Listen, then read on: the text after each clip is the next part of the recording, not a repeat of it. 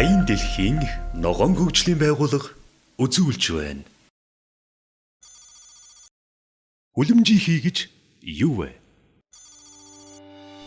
Киотогийн протоколоор дараах 6 төрлийн хийг хүлэмжийн хий гэж тодорхойлсон. Үүнд нүрс хүчлийн хий, метан, азотын эсэл, ус фотоорт нүрс төрөгчүүд, перфоторт нүрс төрөгчүүд, гексафоторт хүхэр ордог байна. Эхний 3 буюу нүрс хүчлийн хий, метан, азотын эсэл нь байгалийн гаралтай хий байдаг бол сүүлийн 3 хий нь болох байгаль дээр анх байгаагүй буюу хүний хүчин зүйлийн үр дүнд тодруулбал ажил төрлийн хөгжлийн явцад бий болжээ.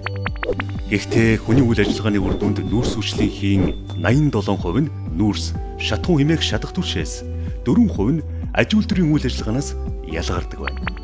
Хүлэмжийн хийний дэлхийн эрчим хүчний тэнцвэрт байдлыг зохицуулахад чухал үүрэг гүйцэтгэдэг. Байгалийн гаралтай хүлэмжийн хийн үр нөлөө нь дулаар болох үйл явц байдаг бол агаар мандалт хүлэмжийн хийн инфра улаан дулааныг сансарт дэгдүүлгүй барьж байдаг нь дэлхийн гадаргуу болон агаар мандлын доод хэсгийн температурыг нэмэгдүүлж байдаг.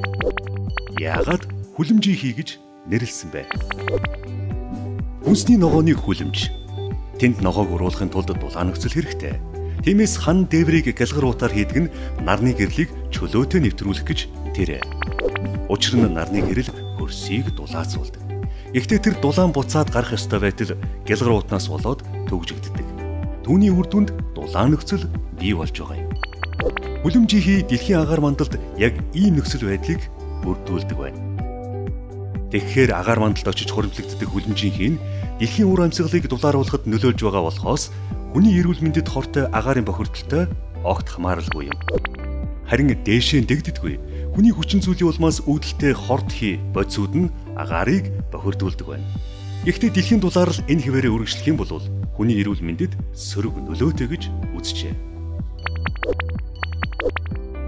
Дэлхийн дулаарл сүүлийн 10,000 жилд тэг 10.1 градусаар нэмэгдсэн байдаг.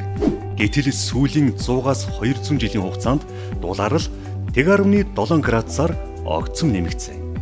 Энэ чигээрийн үргэлжлэн дэлхийн дундч дулаарл 2 градусаар нэмэгдвэл түүнийг зогсоож чадахгүй байдалд хүрнэ гэдгийг судлаачид дүгнжээ.